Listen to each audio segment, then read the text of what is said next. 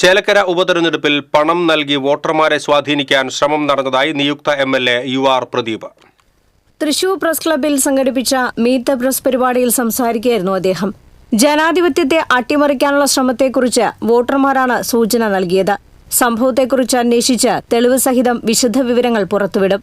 സാമ്പത്തികമായി ചിലരെ സ്വാധീനിക്കുന്ന കാഴ്ചയും കണ്ടു. അതിലെ തെളിവും കാര്യങ്ങളെല്ലാം ഒന്ന് എടുക്കാൻ പറഞ്ഞിട്ടുണ്ട്. ചില നാട്ടുപുറത്തെ പാവപ്പെട്ട ആളുകൾ എന്നെ വന്ന് കണ്ടിരുന്നു, എനിക്ക് ഇത്ര തരാമെന്ന് പറഞ്ഞു.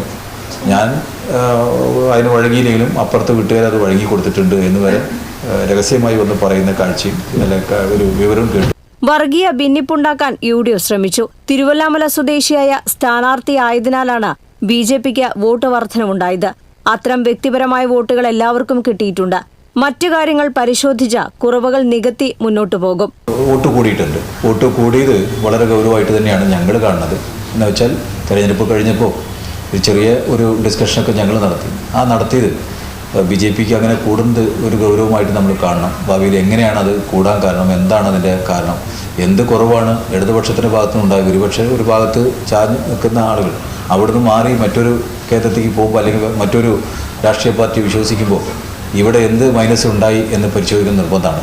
അത് തീർച്ചയായിട്ടും പരിശോധിച്ച് വീണ്ടും താഴെ ഇറങ്ങി അത്തരം കാര്യങ്ങൾ ഇവിടുന്ന് ഇടതുപക്ഷത്തിനോട് ചേർത്ത് നിർത്താൻ വേണ്ടിയുള്ള ആലോചന, ഒരു പ്രാഥമികമായ ഒരു ആലോചന ഞങ്ങൾ നടത്തുകയുണ്ടായി.